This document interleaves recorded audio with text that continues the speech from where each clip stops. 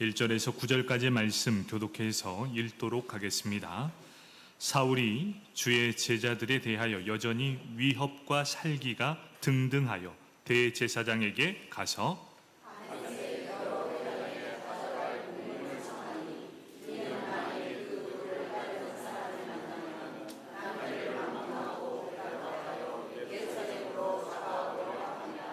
사울이 길을 가다가 다메섹에 가까이 이르더니 호련히 하늘로부터 빛이 그를 둘러 비추는지라.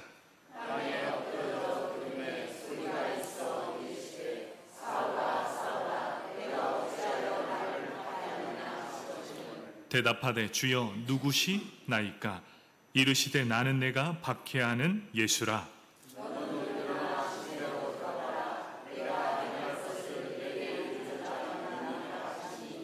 같이 가던 사람들은 소리만 듣고 아무도 보지 못하여 말을 못하고 서 있더라.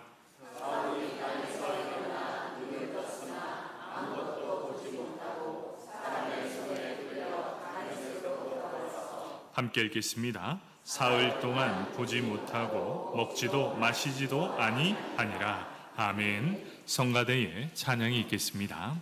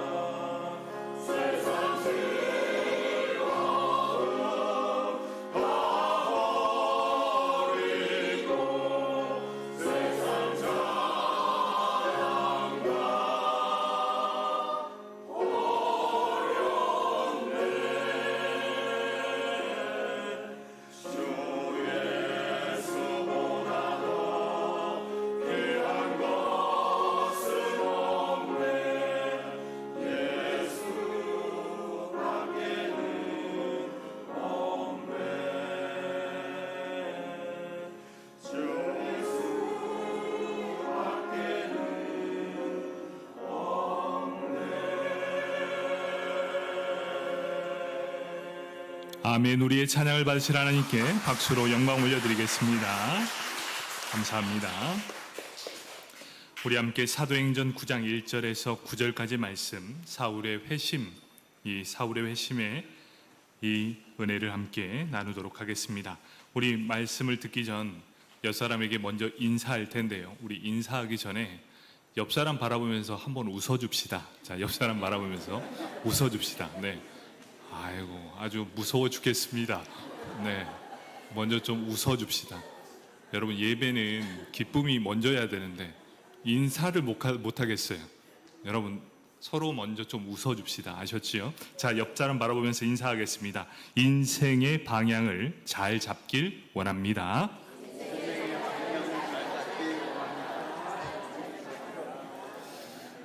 여러분, 방향만 잘 잡으면 인생은 끄떡없습니다.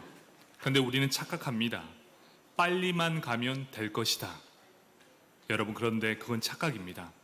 절대 빨리 간다고 해서 문제가 해결되지 않습니다. 왜 그렇습니까? 기껏 달려왔는데 이 산이 아니면 어떻게 하겠습니까? 여러분, 우리의 인생은 속도전이 아니라 방향을 분명하게 잘 잡아야 합니다. 그 이유는 마지막 목적지에 도착했을 때 후회하는 인생이 되지 않기 때문입니다. 그렇다면 우리 예수를 믿는 성도들의 방향은 어디에 있어야 합니까? 바로 예수님을 향해 있어야 합니다. 예수님을 향해 달려가는 그 인생, 때로는 고난의 길일 수 있지만 마지막 종착점에 이르렀을 때 저는 감히 이야기합니다. 절대로 후회하는 인생이 되지 않을 것이다. 여러분, 예수의 방향을 딱 잡으면 마지막 종착지에 도착했을 때 승리의 개가를 부르게 될 줄 믿습니다. 여러분, 우리의 방향은 오직 예수님 되길 축복합니다. 아멘. 오늘 본문은 사울의 회심에 대한 이야기입니다. 여러분, 회심은 어떤 의미입니까?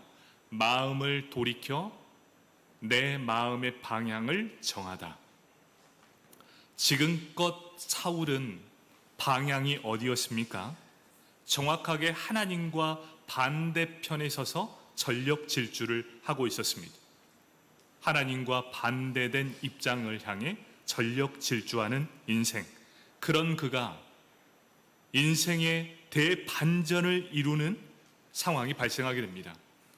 내 인생에 역전극이 일어나는데 그 중간에 누가 있었습니까? 바로 예수 그리스도를 인격적으로 만나는 그 상황을 통해서 인생의 방향을 수정하게 되는 역사가 일어나게 된다는 겁니다. 이 이야기, 사울이 예수님을 만나 자신의 인생을 180도 역전시킨 이 이야기가 사도행전에만 3번이 등장합니다. 왜 이렇게 3번이 등장했습니까? 그만큼 중요했기 때문입니다. 기록된 것만 3번이지만 사울이 가는 곳곳마다 백성들을 향해 전도할 때마다 자신이 만난 예수 그리스도를 계속해서 말하고 다녔을 것입니다. 그에게 있어 자신의 인생에서 예수님을 만난 이 경험이 자신의 인생에 있어 가장 중요한 사건이었기 때문에 만나는 사람마다 제가 예수를 만났습니다. 그리고 내 방향을 정확하게 바꿔 주셨습니다. 라는 말을 계속하게 전하게 됐다는 것이지요. 사랑하는 성도 여러분, 인생의 방향을 정하게 될 때 그때부터 우리의 인생은 달라지게 될 것입니다. 여러분의 방향은 어디에 있습니까? 과연 그것이 하나님의 뜻의 방향이라면 그 방향은 마침내 반드시 여러분에게 큰 은혜와 복을 더해 주실 것입니다. 그런데 오늘 본문에서 보듯이 사울이 예수님을 찾았던 것이 아닙니다. 그럼 누가 사울을 찾아왔습니까? 예수님께서 사울을 찾아오게 됩니다. 그 방법은 어떻습니까?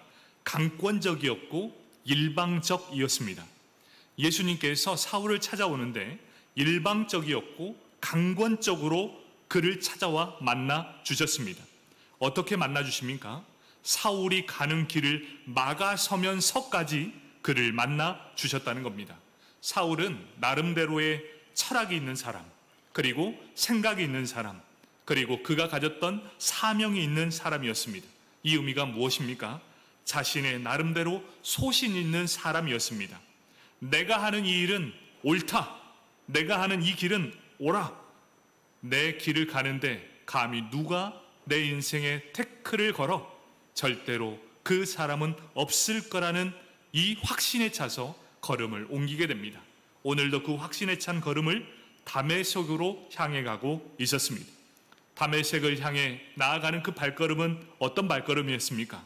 내가 가는 이 길은 이스라엘을 위한 일이고 유대교를 위한 일이고 율법을 위한 길이다라고 씩씩한 걸음을 걸어갑니다. 그런데 여러분, 그 길이 어떤 길입니까?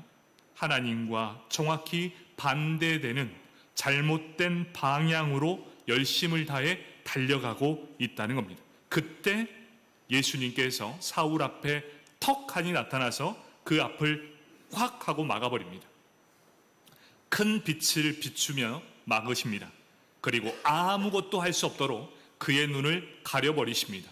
그리고 그 자리에 눕혀버리십니다. 모든 것이 그 자리에 멈춰 세워져 버렸습니다. 오늘 말씀은 이 자격 없는 사울을 변화시키는 예수님의 모습을 보여주고 있습니다. 첫 번째로 살펴볼 것은 사울입니다. 사울은 어떤 사람입니까? 자격 없는 자였습니다. 사울은 구원받을 만한 어떠한 자격도 없는 죄인이었습니다.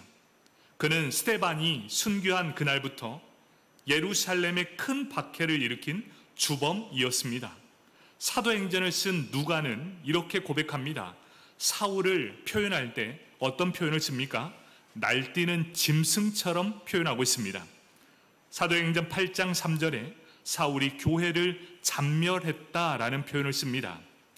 이 의미는 어떤 의미입니까? 시편 80편 13절에 포도원을 황폐하게 만드는 야생 멧돼지를 가리킬 때 사용되는 말 잔멸이라는 표현을 쓰게 됩니다. 그런데 이 표현을 누구에게 쓰냐? 사울에게 쓰고 있다는 겁니다. 그러면서 그의 행동을 묘사하고 있습니다. 사도행전 9장 1절, 사울이 주의 제자들에 대하여 여전히 위협과 살기가 등등하여 이렇게 기록합니다. 이런 표현은 어떻게 표현합니까?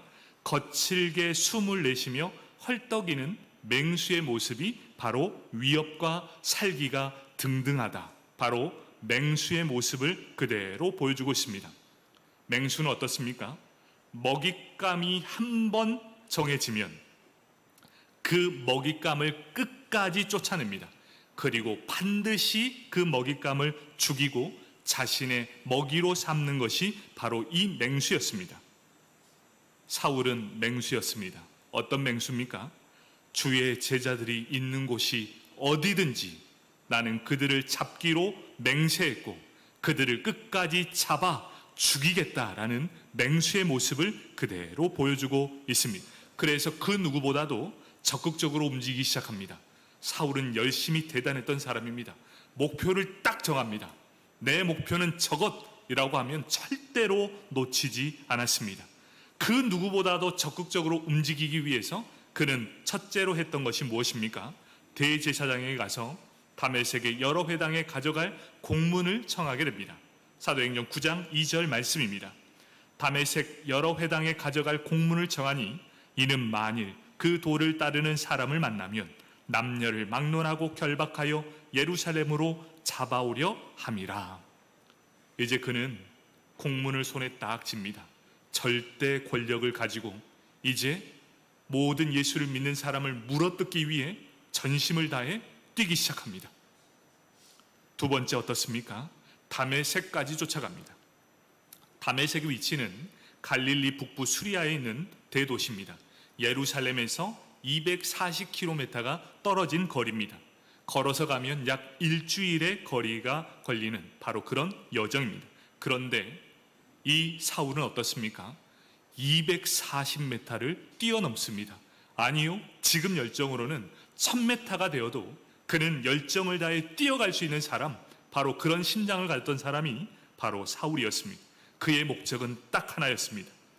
예수를 따르는 사람, 예수를 믿는 사람, 단 한 사람이라도 걸려봐라. 나는 그것이 남자든 여자든 상관없다. 그를 결박하여 예루살렘으로 넘기고 그들에게 온전히 예수가 퍼지지 않도록 막는 것이 내 역할이다. 지금 사울은 예수님을 대적하는 원수요, 예수를 믿는 그리스도인 성도를 맹수처럼 물어뜯는 짐승이었습니다. 그런 짐승은 도무지 누구를 만나도 해결될 수 없는 뜨거움이 있는 사람이었습니다. 그런데 어떻습니까? 지금도 그는 그런 열정을 가지고 예수를 믿는 사람을 박해하러 가는 그 길에서 예수님께서 그를 턱 하고 맞습니다. 여러분, 예수님 말고는, 하나님 말고는 사람을 막을 수 있는 것이 아무것도 없습니다. 여러분이 지금 이 자리에 있는 것도 마찬가지입니다. 하나님이 막으셨기에 지금 이 자리에 있는 겁니다. 사람은 여러분을 절대로 막을 수 없었을 거예요. 하나님이 멈춰 세웠습니다. 그런데 한번 보십시오. 누가 봐도 사울은 은혜 받을 만한 어떠한 조건도 어떠한 자격도 없는 자였습니다. 이 사울 자신도 고백하지 않습니까? 나는 죄인 중에 괴수였다라고 말합니다. 과거 나의 모습은 괴물 같은 짐승이었다. 나는 괴수였다라고 스스로를 고백합니다. 여러분, 스스로가 이 정도의 괴수였다 고백할 만큼 그는 이 세상 가운데 하나님의 핍박자요, 예수 믿는 사람들을 향해 물어뜯는 그런 짐승이었다 고백합니다. 그런데도 예수님은 그런 사울을 만나 주셨습니다. 그리고 그를 하나님의 자녀로 삼아 주셨습니다. 그를 구원시켜 주셨습니다. 그래서 사울은 변화된 후에 계속해서 고백하는 것이 무엇입니까? 나의 나 된 것은 하나님의 은혜로 된 것이다. 여러분, 이런 고백을 사울은 계속해서 하고 있는 것이지요. 사랑하는 성도 여러분, 구원을 받을 만한 어떠한 자격도 없는 죄인을 하나님은 끝까지 사랑해 주셨습니다. 어떻게 사랑해 주십니까? 나는 아직 준비도 안 돼 있고 받을 만한 자격도 없는데 하나님은 강권적이고 일방적으로 찾아와 주셔서 우리를 자녀 삼아 주셨습니다. 바로 이것이 은혜라는 것입니다. 구원은 자격받을 만한 어떠한 조건이 없는 우리를 향해 하나님의 강권적이고 강압적이고 일방적으로 베푸신 하나님의 은혜다라는 것입니다. 짐승만도 못한 괴수, 하나님을 대적했던 죄인, 그리고 예수 믿는 자를 끝까지 핍박했던 죄인 중의 괴수를 하나님은 그를 사랑해 주셨고 구원해 주셨습니다. 왜 그렇습니까? 그 죄가 감히 상상도 할 수 없을 만큼 클지라도 언제나 오래 참아주시고 그를 긍휼히 여겨주셨기 때문입니다. 사랑하는 성도 여러분, 사울도 구원해 주셨던 것처럼 우리의 구원도 마찬가지입니다. 여러분에게 어떤 자격이 있어서 하나님이 선택해 주신 줄 아십니까? 절대 그렇지 않습니다. 우리 또한 죄인이었고 우리는 사울보다 더한 괴수였습니다. 그런 우리의 인생길을 가는 동안 하나님이 우리 앞을 턱하니 막으셨습니다. 그리고 강압적이고 일방적으로 찾아와 주셨고 우리를 만나 주셨습니다. 그러면서 우리에게 단 한 번도 자격을 요구해 주지 않았습니다. 너 자격 없어라고 단 한 번도 얘기해 주지 않았습니다. 그런데 하나님은 우리에게 딱 한 가지 요구하는 것이 있습니다. 그것이 무엇입니까? 믿음이었습니다. 믿음을 가져라. 믿음만이 너를 다시 살게 할 것이다. 우리를 향해 예수님은 날마다 얘기하고 있습니다. 믿음이 멈춰있지 말고 성장하는 믿음을 가지라 라고 말씀해 주셨다는 것이죠. 사랑하는 성도 여러분, 이곳에서 우리는 구원받을 만한 어떠한 자격이 있어서 이 자리에 있으십니까? 미안하지만 우리에게 이러한 자격이 단 한순간도 없습니다. 그럼에도 불구하고 일방적이고 강권적으로 예수님은 우리를 만나주시기에 왔고 또 예수를 믿는 우리를 하나님의 자녀 삼아 주셨습니다. 그런데 거기에 멈추지 않았습니다. 예수를 믿는 모든 자들에게 하나님의 나라, 천국을 허락해 주셨습니다. 여러분, 이 정도면 할렐루야 아닙니까? 아무런 조건 없는 우리에게, 자격 없는 우리에게 예수님이 아무 조건 없이 찾아와 주시고 강권적으로, 강압적으로 찾아와 주셔서 나를 만나 주셨습니다. 여러분, 예수 믿는 건 참 복입니다. 예수 잘 믿으십시다. 그럼 두 번째는 사울, 그가 자격 없는 자에서 가치 있는 자로 변화되는 모습을 보여주고 있습니다. 다메섹에 가까이 이르렀습니다. 이제 사울은 마음을 가다듬었을 것입니다. 이제 저기만 들어가면 예수 믿는 사람 다 때려 잡을 거야. 그때 예수님은 사울을 만나 주셨습니다. 어쩌면 예수님은 그때를 너무나 기다리고 있었지 몰라요. 다메섹으로 온다는데 이 길을 지나갈 거야. 그래서 예수님은 보철을 쓰듯이 그곳에서 기다리고 있습니다. 언제 도착할까? 그가 오면 만나야 되겠다라고 끝까지 기다리고, 여러분, 우리가 예수님을 간절히 기다리는 것이 아니라 예수님께서 이 사울을 만나기 위해 간절히 기다리고 있다는 것, 여러분을 만나기 위해 지금도 예수님은 간절히 기다리고 있습니다. 여러분이 거기를 지나갈 때 그때를 정확하게 아시고 끝까지 기다리고 있다는 그 예수님의 마음을 아셔야 합니다. 사도행전 9장 3절 말씀, 사울이 길을 가다가 다메섹에 가까이 이르더니 호련히 하늘로부터 빛이 그를 둘러 비추는지라. 예수님은 계속해서 기다렸습니다. 그리고 때를 기다렸습니다. 그가 그곳에 도착할 때 하나님의 빛, 호련히 하늘로부터 빛이 그를 둘러 비추게 됩니다. 사울은 간증을 3번 했다고 합니다. 22장에서는 이 빛을 큰 빛이라고 표현합니다. 그리고 26장에서는 해보다 더 밝은 빛이라는 표현을 합니다. 예수님은 지금 사울이 지나갈 때 그 타이밍에 맞춰서 정확하게 스포트라이트를 비추기 시작합니다. 사울 앞에 해보다 밝은 영광으로 그에게 쫙 비춰주게 됩니다. 그 영광 가운데 어떻게 바로 설 수 있겠습니까? 바울은 직감했을 겁니다. 이 빛은 사람의 빛으로 할 수 없는 빛이다. 이 빛은 너무나 영광스럽기 때문에 하나님께서 나에게 비춰주시는 빛일 거다. 누구도 설명하지 않아도 그는 직감적으로 알 수 있었을 겁니다. 그때 그 빛을 보며 사울은 어떻게 합니까? 땅바닥에 엎드려 눕게 됩니다. 그리고 주님의 하시는 말씀을 듣습니다. 사도행전 9장 4절, 땅에 엎드려져 들으매. 누가 엎드리라는 얘기도 안 하십니다. 그런데 그가 하나님이라는 것을 정확하게 압니다.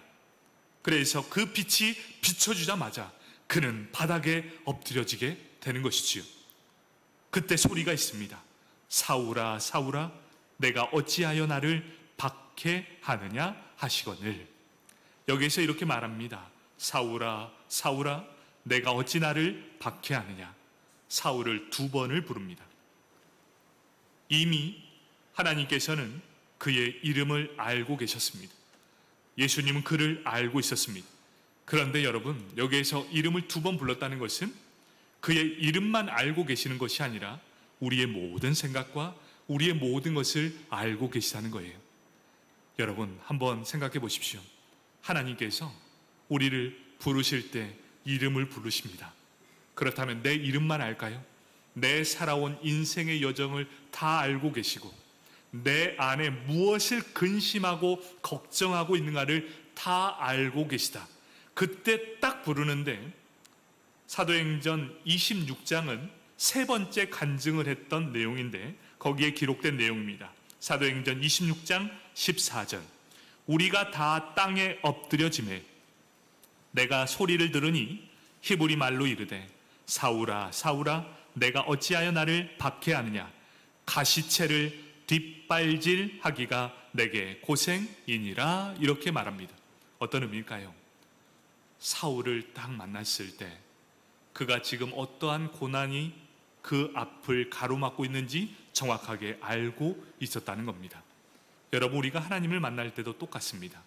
우리의 모든 것을 다 알고 있었다. 그런데 지금 사울의 아픔이 무엇입니까?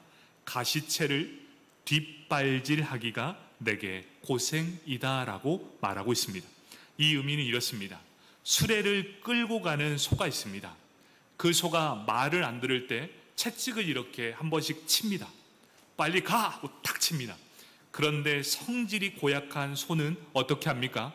뒷발질로 수레를 턱하니 찹니다. 아주 소가 못된 소죠. 잘 가라고 치는데 주인 말도 안 듣습니다. 뒷발질로 수레를 탁 찹니다. 그러면 사람은 어떻게 합니까? 수레에 딱 찰 그곳에다가 가시채를 턱하니 박아놓습니다. 이게 지금 그 의미예요. 소를 딱 치는데 소가 냅다 뒷발질할 때 가시채의 가시에 뒷발이 꽉 찍힙니다. 여러분 무슨 말인지 이해되십니까? 말 안 듣는 소 길들이기 위해서 그 가시채를 턱하니 놓는 거예요. 그래야 말을 들으니까. 그런데 지금 어떤 의미입니까? 사울 네가 통제가 되지 않는다. 방향을 잃어버려서 제대로 가라 채찍질을 딱 했는데 주인 말 듣지 않고 지금 세상을 향해 나아가고 있다.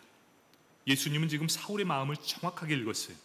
그리고 이제 주님의 뜻은 이제 더 이상 반항하지 말고 너 길을 가는데 지금 너무나 고통스럽지 않느냐?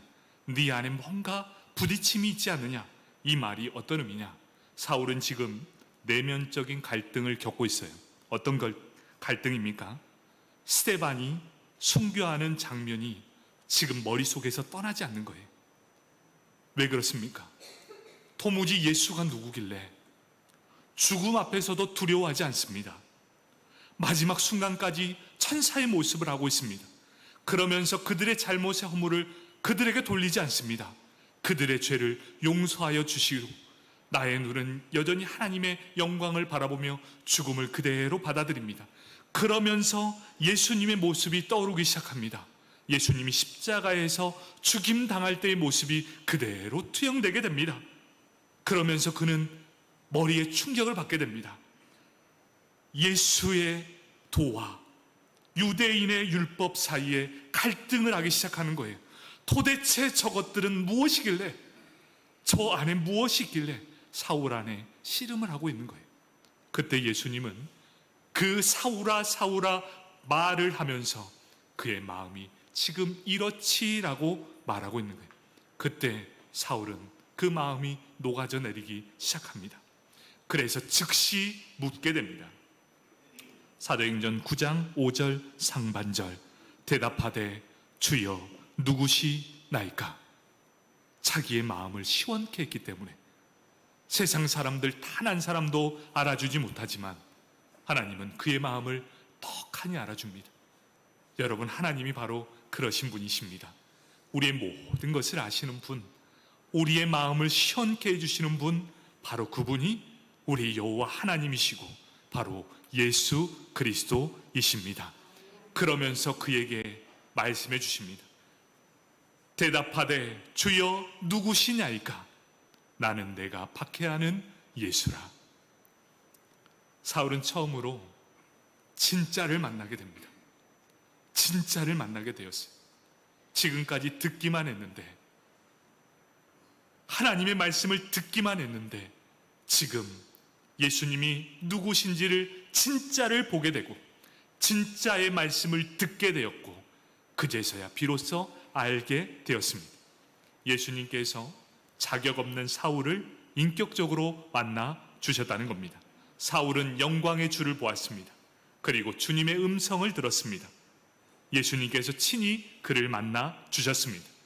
이제 그의 인생은 어떻게 되었을까요? 자격 없는 인생에서 가치 있는 인생의 삶으로 바뀌게 되었다. 그것을 우리는 회심이라고 합니다. 방향의 전환, 이제 제대로 된 인생의 방향을 갖추게 되었다. 여러분, 예수 믿는 사람의 진짜의 가치는 무엇입니까? 예수를 향해 삶의 방향을 바꾸는 사람, 그 사람이 바로 가치 있는 인생이 된다라는 것이죠. 그때 하나님은 어떻게 하십니까? 사울에게 성령을 부어주십니다. 그리고 성령 충만함을 있게 하십니다. 그리고 사울로 하여금 이제 방향을 바꿔주셨습니다. 가지고 있던 열정, 짐승과 같은, 날짐승과 같은 그 열정을 향해 전력 질주하게 됩니다. 그의 인생을 예수를 향해 불태우기 시작합니다. 말씀을 정리하도록 하겠습니다. 예수님께서 이 죄인을 만나 주십니다. 그리고 구원하는 역사는 이렇게 일어나게 된 것이죠. 똑같은 말씀을 듣습니다. 그런데 어떤 사람은 예수님의 음성을 듣습니다. 그런데 어떤 사람은 그저 사람의 음성인지도 모르고 그 음성을 듣지 못하게 됩니다. 또 어떤 사람은 이렇습니다. 똑같이 성경의 말씀을 읽지만 어떤 사람은 그 안에서 진리의 빛을 발견하게 됩니다. 그런데 어떤 사람은 그냥의 글일 뿐이라는 것이지요. 도대체 무슨 차이입니까? 어떤 사람은 똑같은 말씀을 듣고도 예수님의 음성을 듣는 사람, 똑같은 말씀을 읽고도 진리의 빛을 보는 사람은 도대체 누구입니까? 여러분, 그 비결이 무엇입니까? 바로 그 사람은 하나님의 선택을 받았는가, 받지 않았는가의 차이점이라는 겁니다. 여러분, 우리는 얼마나 귀한 일입니까? 사울은 다른 이들과 함께 길을 갔습니다. 그런데 오직 사울만 예수님을 만났습니다. 오직 사울만 예수님의 음성을 듣고 예수님의 밝은 빛을 보게 되었다는 것입니다. 그렇다면 이 얼마나 감사한 일입니까? 수많은 사람들 중에 바울을 만나주셨고 선택했고 일방적이고 강권적으로 만나주신 이 예수님의 은혜가 지금 이 세상 많은 사람들 중에 나를 만나 주셨다는 겁니다. 이 세상 사람들 중 그 누구도 보지 못했고 만나지 못했던 이 예수님을 친히 찾아와 주셔서 나를 만나 주셨습니다. 할렐루야 아닙니까? 여러분, 이것이 은혜예요. 사람들은 볼 수도 없었고 만날 수도 없었는데 예수님은 나를 선택해 주셨고 강권적이고 강압적으로 나를 만나 주셨습니다. 그러면서 만나 주실 뿐 아니라 영광의 빛을 비춰주셔서 마음속에 어둠이 물러나게 하시는 분이었습니다. 그리고 진리의 음성을 들려주셨기 때문에 우리는 하나님의 백성으로 거듭나게 되었다는 것입니다. 여러분, 우리가 있는 이것, 우리가 지금 있는 이곳은 바로 은혜만이라고밖에 설명할 수 없습니다. 여러분이 예수를 만난 건 주의 은혜입니다. 어떤 자격이 있어서가 아니에요. 우리를 강권적으로 만나 주셨습니다. 그리고 우리는 지금 이 자리에 있습니다. 자, 여러분, 이것을 우리는 구원이라고 합니다. 그러면 우리는 한 단계 더 나가야 돼요. 어떤 단계입니까? 그래요, 우리는 예수님을 만나 주셨습니다. 구원으로 끝나는 인생이 아니라 만났다면 그 삶에 분명한 구원의 목적과 이유가 있다는 겁니다. 사울을 만나 주셨습니다. 분명히 그에게 이유와 목적이 있을 겁니다. 예수님이 여러분을 만나 주셨다면 여러분에게 분명한 이유와 목적이 있다는 겁니다. 사도행전 9장 6절 말씀, 너는 일어나 시내로 들어가라. 내가 행할 것을 내게 이를 자가 있느니라 하시니, 너에게 할 일이 있어. 너에게 할 일을 알려줄 사람이 있으니 너는 그곳으로 가라, 이렇게 말하고 있습니다. 그 행할 일이 어디 있습니까? 사도행전 9장 15절 말씀입니다. 주께서 이르시되 가라, 이 사람은 내 이름을 이방인과 임금들과 이스라엘 자손들에게 전하기 위하여 택한 나의 그릇이다, 이렇게 명령하고 있습니다. 예수님의 이름, 예수님을 믿는 모든 자를 멸하던 자에게 예수님은 그를 만나 주셨습니다. 그리고 그의 방향을 설정해 주셨습니다. 그리고 그를 향해 전력 질주할 수 있도록 사명을 허락해 주십니다. 그에게 허락된 사명이 무엇입니까? 이방인을 위해 너는 이방인의 사도가 되어라. 그리고 이제부터 너는 예수의 이름을 멸하는 자가 아니라 예수의 이름을 전하는 자가 되어라 라고 명령하고 있다는 겁니다. 여러분, 그의 인생, 사울의 인생은 앞으로 어떻게 될까요? 여러분, 여기까지 들으면 우리는 이렇게 생각합니다. 예수를 위해 살았으니 해피엔딩이 될 것이다. 여러분, 그의 인생에 어떻게 마무리됩니까? 우리가 읽었던 9장 15절 다음 16절이 있는데요, 사도행전 9장 16절입니다. 그가 내 이름을 위하여 얼마나 고난을 받아야 할 것을 내가 그에게 보이리라 하시니라. 예수 믿으면 복을 받을 줄 알았어요. 모든 일이 다 승승장구할 줄 알았습니다. 그런데 예수님은 사울을 향해 무엇이랍니까? 너는 내 이름 때문에 고난받는 인생이 될 것이다 라고 말하고 있습니다. 여러분, 이제 사울이 가는 곳곳마다 예수의 이름이 선포될 때 그는 고난을 받게 될 것이다 라고 말씀합니다. 그런데 그 이면에 어떤 일이 일어납니까? 네 고난받음을 통해 그곳에는 죽은 영혼이 살아나게 될 것이다. 여러분, 이 말이 이해가 되십니까? 네 고난이 곧 죽어가는 영혼을 살리게 되는 축복의 통로가 될 것이다. 네가 고난받는 만큼 죽어가는 영혼이 살아나게 될 것이다. 여러분, 이 사울이 받은 사명이 이해가 됩니까? 네가 죽어야, 네가 예수의 이름 때문에 고난을 받아야 그곳에 복음의 능력이 살아나게 될 거야. 여러분, 이 사울 대단하지 않습니까? 여러분, 그가 어떠한 인생을 살았습니까? 내가 가서 고난을 받은 만큼 그 영혼이 살아난대요. 여러분, 그런 마음으로 바울은 가는 곳곳마다 내가 죽어야지, 내가 고난받으면 이 영혼들이 살아나게 될 거야.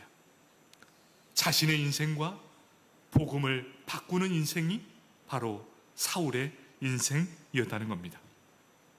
사울은 고통을 통해서 가는 곳곳마다 고난을 당했지만 가는 곳곳마다 교회가 세워집니다. 죽어가는 영혼이 소생케 됩니다. 그리고 복음이 전파되는 곳곳마다 하나님의 영광이 드러나게 됩니다. 누구 때문에요? 사울이 고난받음을 합당하게 여겼기 때문입니다. 여러분, 가정 안에 복음이 증거되지 않습니까?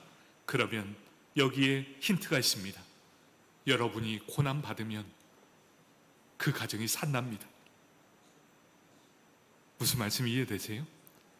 가정은요, 그래야 구원된답니다. 내가 고난을 받으면 죽어가는 영혼이 산답니다. 교회도 마찬가지입니다. 여러분이 고난받은 만큼 그곳에 기쁨이 넘쳐나게 될 것입니다. 여러분, 예수 믿는 자, 이러한 결단이 있으십니까? 질문입니다. 자, 여러분, 이런 결단이 있으십니까? 한 5명. 여러분, 사울은 자신의 사명을 분명하게 알았습니다. 내가 고난받으면 죽어가는 영혼이 살아나게 될 것이다. 여러분이 죽으면 영혼이 삽니다. 내가 죽으면 가정이 살고, 내가 죽으면 교회가 삽니다. 여러분, 이것이 바로 예수 믿는 사람들의 특권입니다. 여러분, 사울처럼 방향을 잘 잡으시고 이제 주를 위해 살아가는 저와 여러분이 되길 축복합니다. 아멘. 기도.